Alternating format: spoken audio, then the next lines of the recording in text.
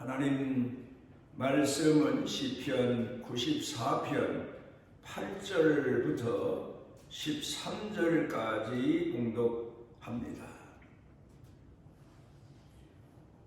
백성 중에 어리석은 자들아, 너희는 생각하라. 무지한 자들아, 너희가 언제나 지혜로울까? 귀를 지으신 이가 듣지 아니하시랴? 눈을 만드신 이가 보지 아니하시랴? 뭇 백성을 징벌하시는 이 곧 지식으로 사람을 교훈하시는 이가 징벌하지 아니하시랴? 여호와께서는 사람의 생각이 허무함을 아시느니라. 여호와여, 주로부터 징벌을 받으시며 주의 법으로 교훈하심을 받는 자가 복이 있나니, 이런 사람에게는 환난의 날을 피하게 하사 악인을 위하여 구덩이를 팔 때까지 평안을 주시리라.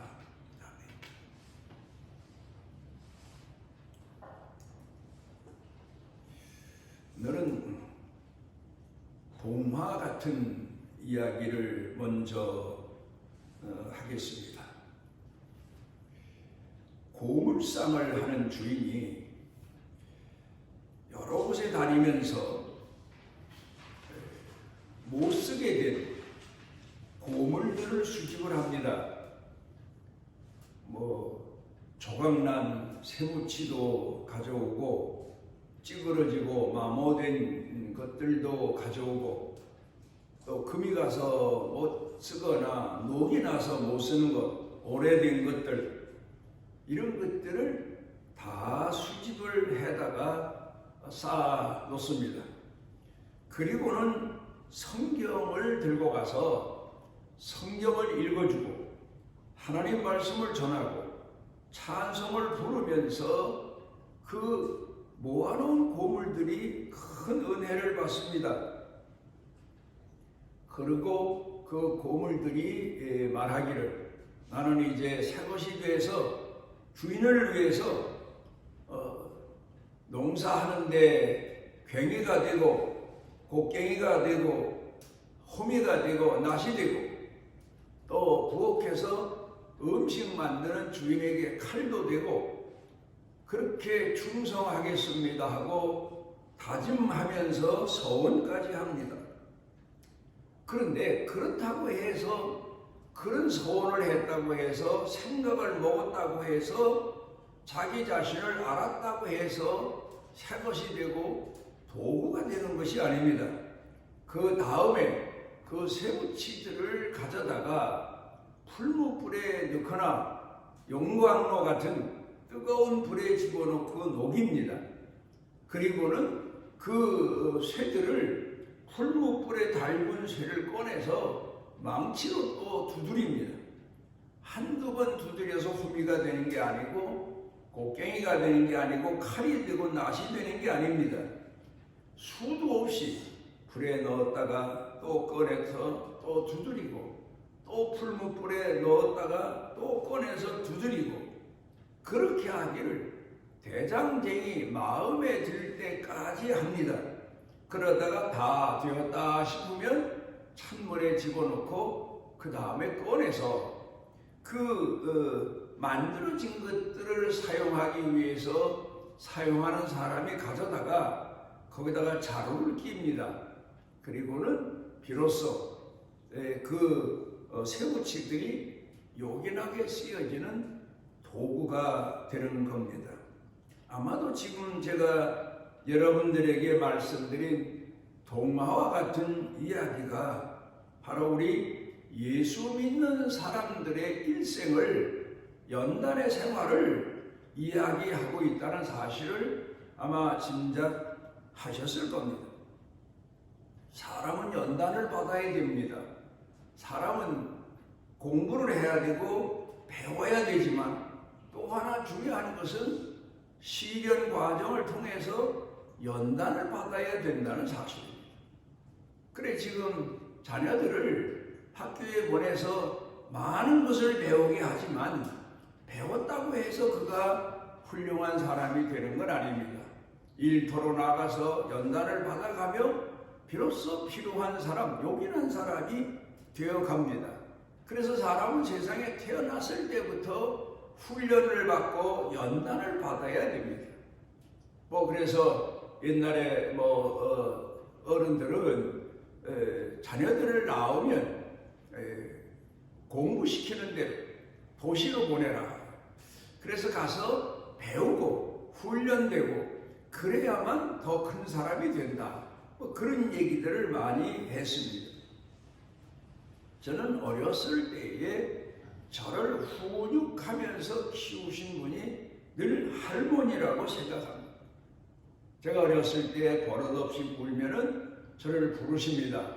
그리고는 회초리를 꺾고 오라고 합니다.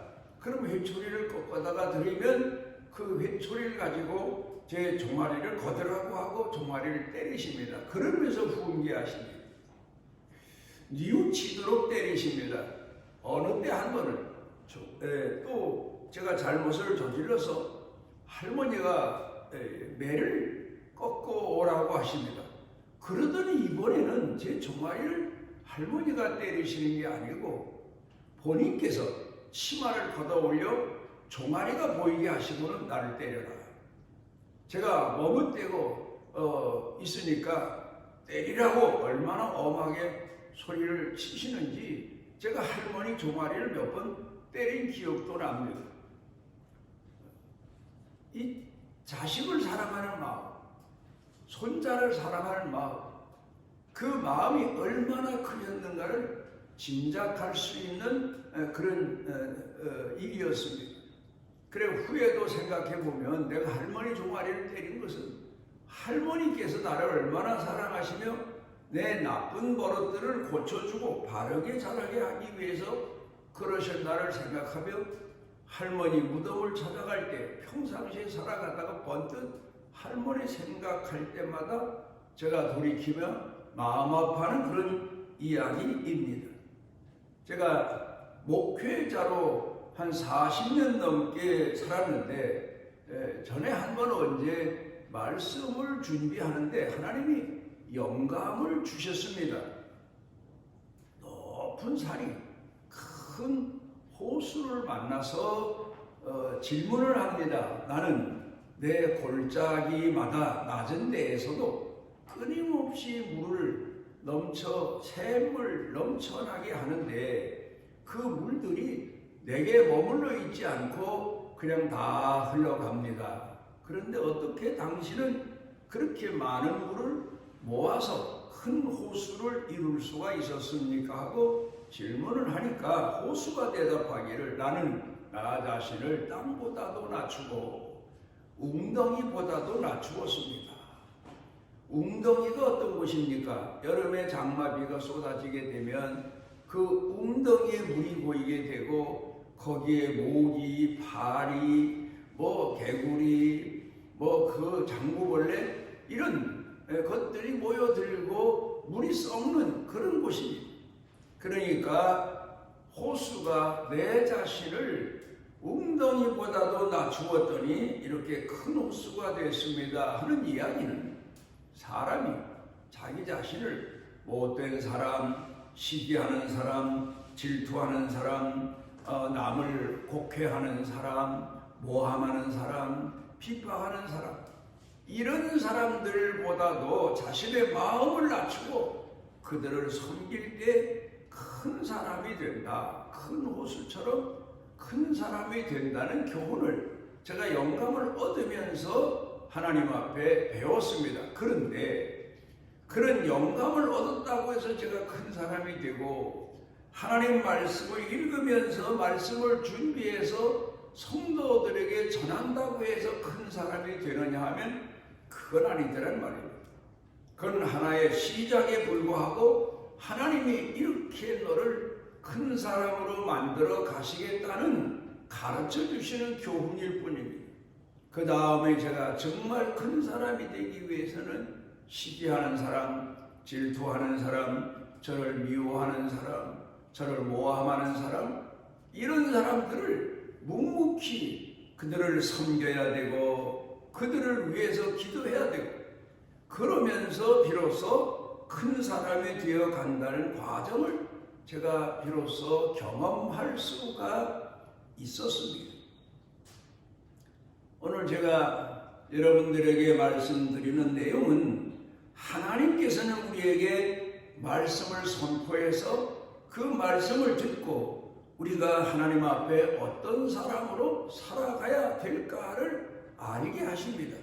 그런데 그건 시작일 뿐입니다. 그 다음에는 그 말씀을 가슴에 안고 우리가 사는 생활에서 연단을 받아갑니다. 생활로 연단을 받고 경제적으로 연단을 받고 사람과 사람 사이에서 일어나는 여러 가지 분쟁 이런 것들로 연단을 받고 사람의 삶이라는 게 그렇게 평탄하지 않습니다. 얼마나 많은 어려움이 있고 시련이 있습니까? 자식을 키워도 그렇고 부부가 마음이 맞아서 같이 결혼 생활을 시작해도 결혼 생활 자체가 가정 생활 자체가 얼마나 힘겹고 어렵습니까? 거기서 연단을 받습니다.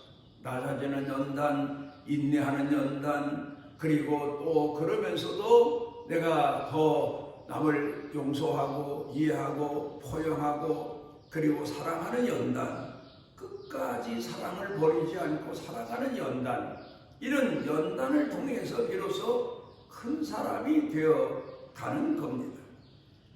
여러분은 이런 생각을 해보셨습니까? 예수님께서 십자가를 앞에 놓으시고 얼마나 많은 시간을 밤새워 가면서 기도하셨는지 모릅니다. 왜 그렇게 기도하셨을까? 무슨 기도를 하셨을까? 가끔 보면 성경에 나타난 짤막한 내용이 아버지의 잔을 내게서 옮기시옵소서. 그러나 내 원대로 마시고 아버지의 뜻대로 행하시옵소서. 십자가를 앞에 놓으시고 하나님이 인간의 몸을 입고 이 땅에 오신 아들 예수님이신데 죽음을 보셔야 되는데 죽으셔야 되는데 그 죽음을 앞에 놓으시고 기도하셨다. 그렇게만 우리는 생각을 하지만 그건 짤막한 내용이고 나머지는 우리가 성경을 읽다 보면 예수님께서 이것 때문에 그렇게 많은 시간을 기도하셨구나. 그걸 알 수가 있습니다. 먼저는 예수님께서 모으신 제자들, 예수를 믿는 사람들, 예수님을 따르는 사람들, 그런 사람들을 위해 기도하신 것을 우리가 성경을 통해 알 수가 있습니다. 그런데 두 가지입니다. 누가복음 22장 31절로 32절을 보게 되면 사단이 밀가부르듯 하지만 내가 너를 위하여 너희를 위하여 믿음이 떨어지지 않게 하기 위해서 기도했으니 너는 돌이킨 후에 내 형제를 굳게 하라. 그러니까 자녀들을 모아놓으시고 제자들을 모아놓으시고 그들이 예수님이 십자가에 못 박혀 돌아가신 후에 믿음이 떨어지지 않기 위해서 믿음이 보잘것없는 사람들입니다. 짤막한 믿음입니다. 아주 연약한 믿음입니다. 마치 바람 불면 쓰러지고 불이 꺼지는 등불 같은 그런 믿음입니다. 그런 믿음의 사람들 앞에 큰 시련이 다가옵니다. 예수님이 십자가에 못 박혀 돌아가십니다. 그리고 그들에게 여러 가지 핍박이 옵니다. 이걸 견뎌내게 하기 위해서 예수님께서 그렇게 기도하셨단 말입니다. 여러분이 만약에 젊은 나이에 여러 자녀들을 낳고 그리고 그 자녀들을 위해서 살아가다가 자녀들을 키우고 가정생활을 이끌어가다가 죽음의 앞에 놓였다. 어떻게 하시겠습니까? 무엇을 하시겠습니까? 죽음의 앞에 놓여 죽음이 다가오고 있습니다. 분명 자식들을 위해서 아마도 남은 시간 하나님 앞에 기도할 겁니다. 안타까운 마음으로 이 자식들이 앞으로 믿음 지키면서 세상에 나아가서 열심히 살아가도록 아마 안타까워서 그 자식들을 못 키우고 가는 마음이 아파서 자식들을 위해 기도할 겁니다. 그러니까 예수님께서 바로 그렇게 많은 시간을 할애하시며 기도하셨던 것은 밤새워가며 기도하셨던 것은 본인 자신의 문제를 위해서도 기도하셨다고 생각할 수 있겠지만 그러나 더구나 제자들을 위해서 기도하셨다는 말입니다. 그런가 하면 두 번째로는 예수 믿는 사람들이 사단의 시험만 받아서 넘어지는 게 아닙니다. 하나님이 그 믿는 사람들의 신앙을 연단시키십니다. 성장시키십니다. 아이들을 키우다 보면은 밖에 나가서 못된 시험만 받는 게 아닙니다. 집안에서도 바른 사람으로 자라가기 위해서 사랑하지만 그 아버지 어머니가 그 아이들을 교육시키고 훈련시키고 훈계시키는 것처럼 하나님께서도 그 자녀들을 위해서 연단을 시키십니다. 그런데 그 연단 받을 때 또 낙심할까 봐서 신앙을 버릴까 봐서 하나님이 싫어서 세상으로 나가버릴까 봐서 예수님께서는 그들을 위해서 기도하신 겁니다. 마태복음 26장 36절로 46절을 보면 겟세마네 동산에 3번씩 나아가 기도하셨는데 이는 제자들 믿음을 깨우시기 위해서였습니다. 한 번 나가 기도하시고 돌아오셔서 보시니까 제자들이 잠자고 있습니다. 깨웁니다. 기도해라. 너희들이 지금 앞으로 어떤 일이 닥칠지를 모르고 이렇게 잠을 자는데 깨어서 기도해야 된다. 또 나가 기도하십니다. 그리고 또 돌아와서 보시니까 또 잡니다. 또 깨워놓고 가십니다. 이번에는 기도했겠지 하고 3번째 나가 기도하시고 오셔서 보시니까 그때 또 자고 있습니다. 일어나라. 이제 기도할 시간도 없구나. 나를 잡으러 왔다. 그러면서 제자들과 함께 가룟 유다가 예수님을 찾아온 곳을 향해서 나아가셨던 겁니다. 우리가 이 땅에서 하나님이 우리를 사랑하시고 귀히 여기신다는 사실은 알고 있지만 하나님이 우리를 연단의 길로 시련의 길로 이끌고 계시다는 사실도 알아야 됩니다.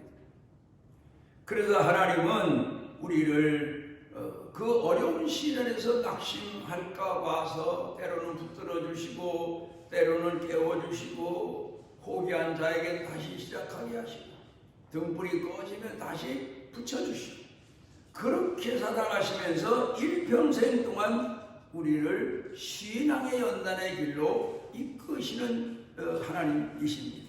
그러니까 우리 예수 믿는 사람들의 일생의 과정은 연단의 과정입니다. 연단이 다 끝난 다음에 하나님이 우리를 영원하신 약속하신 하나님 나라로 데려가십니다. 하나님께서 에덴 동산에서 아담과 하와를 내보내신 것은 바로 연단을 시키시기 위함이었습니다.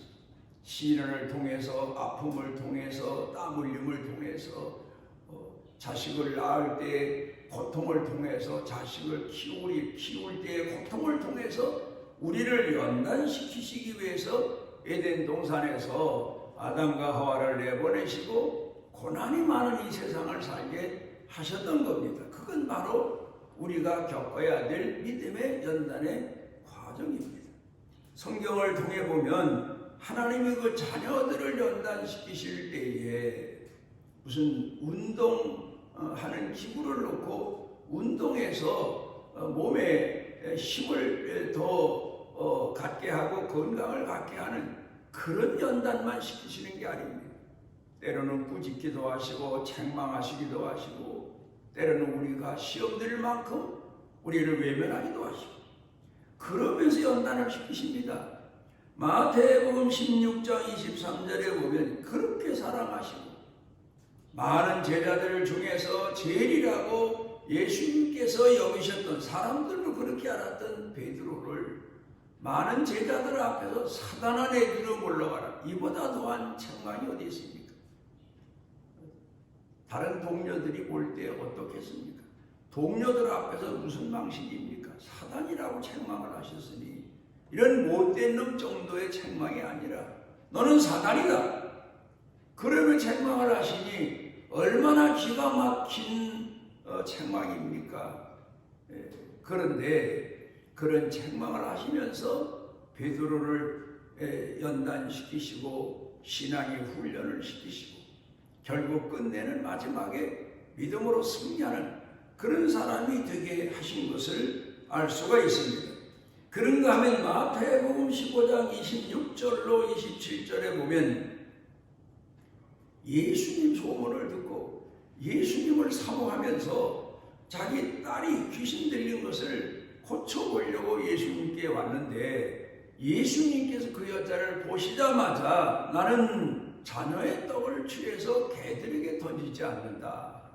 그러니까 너는 개 같아서 너 같은 인생은 내가 돌볼 겨를이 없다. 난 너를 돌아보지 않겠다.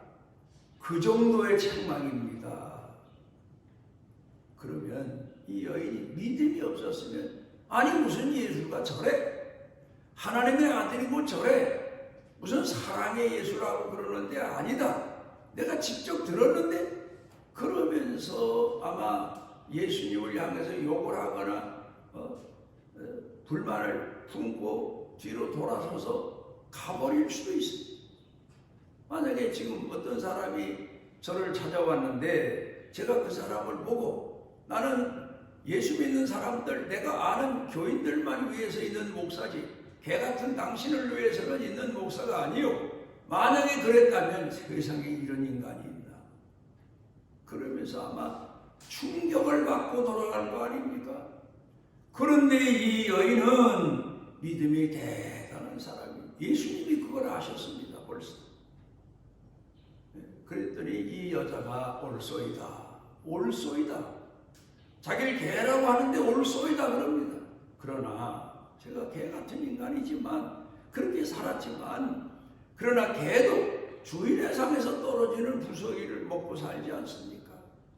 예수님 부스러기 능력이라도 베풀어 주십시오. 찌꺼기 능력이라도 있으면 베풀어 주십시오. 그렇게 간청하니까 내 믿음이 크다. 내가 내 믿음이 그렇게 커서 너를 그렇게 연단해 본 거다. 시험해 본 거다. 다른 사람들에게 보라고 그렇게 내가 너를 시험한 거다. 돌아가라. 내 딸이 깨끗이 나왔다. 그러니까 이 여인이 얼마나 큰 충격적인 징계를 받아가면서 그 딸의 귀신 들린 것을 고쳤겠습니까? 여러분 우리도 신앙생활하면서 마치 하나님이 나를 외면하신 것처럼 생각될 때가 있고 버리신 것처럼 생각될 때가 있고 사람 취급도 안 해주시는 것 같이 생각될 때도 있습니다. 그러나 그건 연단의 과정이지 하나님은 우리를 품에 품으시고 사랑하시고 귀히 여기십니다. 잠언서 3장 11절로 12절에 보면 하나님의 징계를 경히 여기지 말아라. 하나님의 징계를 받을 때 시험받지 말아라. 그 사랑하는 자를 아비가 징계함 같이 하나님이 징계하시는 거다. 아비가 사랑하는 자식은 더 징계하고 더 책망하고 더 매를 들어 때리고 그러면서 그 자식을 키우는데 사랑하기 때문이다. 사람 되라고 하기 때문이다. 버려진 자식은 매 안 든다. 옛날부터 이런 얘기가 있죠. 내 자식은 매를 들어도 남의 자식은 매를 못 들겠더라. 남의 자식은 때릴 수가 없습니다. 내 자식이니까 사랑하니까 내 피부치니까 내가 매를 들어서 바른 사람 되려고 매를 들어 때린다. 잠언서 가운데 그렇게 말씀하고 있고 히브리서 12장에 가서 보면 쭉 말씀하고 있는 내용이 사랑하시는 자를 하나님이 징계하신다. 바로 가라고, 바로 살라고, 믿음을 큰 믿음 가지라고. 그 어린아이 믿음 갖고 들쑥날쑥하지 말고 어떤 어려운 시련이 시험의 앞에 놓여도 하나님은 나를 사랑하신다 하는 믿음 가지고 살아라. 그 믿음으로 커가라. 그런 말씀입니다. 다니엘서 3장 18절에 보게 되면 신앙을 지키기 위해서 왕이 만들어 놓은 신상에 절하라고 요구했는데 우리는 그렇게 하지 않습니다. 우리는 왕이 만든 신들 앞에 절할 수가 없습니다. 하나님이 우리를 절하지 아니해서 왕에게 벌을 받더라도 구해주실 것이고 그리 아니하실지라도 하나님이 우리를 구해주지 아니하실지라도 우리는 왕의 신상 앞에 절할 수가 없습니다. 얼마나 연단을 통해서 자란 신앙입니까? 그 말 하기까지, 그렇게 되기까지 그들이 그동안 얼마나 많은 연단을 받았나를 짐작할 수가 있습니다. 아무나 금대입니까? 연단을 받아야 금이 되는 거지. 연단을 받은 겁니다. 그런데 풀무불 속에 갔다가 다니엘의 세 친구를 사드락, 메삭, 아벳느고를 집어넣었는데 왕의 신상 앞에 절하지 않는다고. 그런데 세상에 사람이 불에 집어넣으면 훅 타서 없어질 줄 알았더니 거기서 세 사람이 춤을 추는데 또 한 사람이 더 있습니다. 그런데 그 한 사람은 신의 아들 같습니다. 그렇게 왕의 신하가 보고 왕에게 가서 보고를 합니다. 그래서 그 다니엘 친구 세 사람을 왕이 와서 불러내서 다시 풀무불 속에서 그들이 걸어 나와서 다시 살아났던 그런 내용이 있습니다. 욥도 마찬가지입니다. 하나님께서는 그가 다른 사람보다 동방에서 제일 큰 부자여 의인이지만 연단이 필요합니다. 부자로 잘 산다고 해서 된 게 아니고 자식 많이 낳고 땅에서 복 받았다고 될 게 아닙니다. 그래서 하나님은 그의 모든 것을 하나씩 뺏으시지 않습니까? 그런데 결국 나중에서 욥이 그런 연단의 과정을 길거리에 나앉게 되고 그리고 몸에는 막 문둥병 비슷한 상치병이라고 가려워서 못 견디는 그런 병이 들어서 막 몸부림치면서 허기가 울고 아마 그랬겠죠. 그러면서 생명만 부지하고 그런데도 그가 참 귀한 것은 하나님께 원망하지 않았다는 사실. 그래서 하나님께 매달리며 애원하며 나를 왜 이렇게 괴롭히십니까 하고 하나님 앞에 부르짖기만 했지 하나님이 없다거나 하나님이 틀렸다든가 하나님을 원망하거나 하나님에 대하여 불평하지 않았다는 사실. 하나님은 그런 그 욥을 연단시키신 후에 오셔서 친히 욥을 만나시니까 욥이 말하기를 내가 귀로만 듣던 하나님을 눈으로 봤다. 징계와 연단을 통해서 욥이 새로운 믿음의 사람으로 성장하고 또 하나님 앞에 고백한 그런 내용입니다. 오늘 성경 본문을 봅니다. 사무엘상 13장 14절로 먼저 돌아가서 보면 이 다윗이 어떤 사람인가? 하나님 마음에 맞는 사람이다. 그러면 다윗보다 먼저 왕인 사울왕은 어떤 왕입니까? 사무엘상 15장 23절 보니까 왕이 하나님을 버렸으므로 하나님도 왕을 버리셨습니다. 하나님이 버린 자에게 시련을 겪습니다. 다윗이 하나님이 버린 왕으로부터 미움을 받습니다. 몇 번 죽을 고비를 넘겼는지 모릅니다. 그때마다 하나님께서 피할 길을 주시고 살아날 길을 열어주셔서 다윗이 살아나게 됩니다. 얼마나 많은 시련과 연단을 받았는지 모릅니다. 시편 51편에 보게 되면 다윗이 하나님 앞에 그러면서 기도한 내용이 나를 하나님 쫓아내지 마십시오. 버리지 마십시오. 그게 다윗의 기도입니다. 어려운 시련과 징계와 책망을 받을 때 말입니다. 그런가 하면은 다윗은 보십시오. 어렸을 때에도 형님들로부터 많은 연단을 받습니다. 미움을 받고 무시를 받고 멸시를 받고 그러면서 자랍니다. 막내 동생이면 형들이 귀히 여겨야 되는데 형들이 동생이 너무 잘났으니까 시기하고 질투하고 그러면서 커갑니다. 그러다가 사울 왕을 모시게 되는데 왕은 아예 이 다윗을 죽이려고 몇 번 창도 던지고 그러면서 다윗을 괴롭힙니다. 거기서 또 신앙의 연단을 받고 믿음의 연단을 받고 사람의 연단을 받습니다. 그러면서 삽니다. 그러다가 블레셋을 통해서 또 연단을 받고 마지막에는 그런 일은 없어야 되는데 자식들을 통해서 또 고통을 겪습니다. 압살롬을 통해서 죽을 고비를 몇 번 넘기고 아들이 아버지를 죽이고 왕의 자리를 차지하기 위해서 모반을 합니다. 반란을 일으킵니다. 그런가 하면 그 외 다른 아들들도 다윗의 마음을 얼마나 아프게 했는지 모르겠어요. 그러면서 그는 아마도 제가 생각할 때 하나님의 자녀로 지음받은 인간들이 하나님 앞에 얼마나 악한 죄를 범하며 사나를 깨달았을 겁니다. 여러분, 우리가 신앙인으로 하나님 앞에 부름을 받고 살아가는데 오늘 성경 본문에서 고백하고 있는 내용이 뭡니까? 하나님 앞에 징계를 받는 것은 복된 거다. 하나님이 사랑하시는 증거다. 하나님이 사랑하지 않으시면 징계도 안 하신다. 내버려 두신다. 별짓 다 해도 그대로 두신다. 그러나 하나님 앞에 정말 낮아지고 또 낮아지고 내 딴에는 다 된 것 같은데 또 징계를 받는 것은 더 낮아지고 더 귀한 믿음의 사람 되게 하기 위해서 하나님이 우리를 징계하시고 연단시키시는 거다. 그 고백을 하고 있습니다. 우리가 어려운 시련과 역경을 겪을 때에도 하나님 사랑을 놓지 말고 잃지 말고 포기하지 말고 끝까지 하나님을 사랑하며 하나님이 우리를 연단시키시고 훈련시키시며 하나님이 쓰시는 귀한 도구, 하나님 마음에 맞는 사람이 되어서 요긴한 생을 살게 되시기를 바랍니다. 우리를 사랑하셔서 주 예전에 모으신 아버지 하나님, 오늘도 우리에게 긍휼하신 은혜를 더해 주시고 우리 마음이 주를 향하여 늘 뜨거운 열정의 마음으로 사랑하고 충성하고 헌신하며 쓰여지는 축복의 생애를 사는 복된 사람들 되게 하옵소서. 예수님 이름으로 기도드리옵나이다.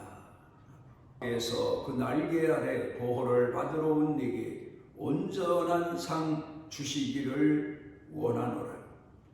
우리를 죄에서 구속하시기 위하여 이 땅에 오셨고 오셔서 믿음 없는 우리들에게 믿음 주시기 위해서 갖가지 고난을 겪으시면서도 포기치 아니하시고 사랑하신 우리 주 예수 그리스도의 무한하신 은혜와 우리를 선택하시고 영원토록 우리를 훈련 연단시키시며 끝까지 믿음의 사람으로 승리하도록 권고하시는 아버지 하나님의 만극하신 사랑과 우리 속에 내재하셔서 깨워주시고 일으켜주시고 믿음의 용기를 주시는 성령님의 능력의 은총이 사랑하는 자녀들 생각, 마음, 영육, 일터, 경영 온 가족 식구, 온 교회 중에 넘치고 넘치도록 함께 하시기를 축원하옵나이다.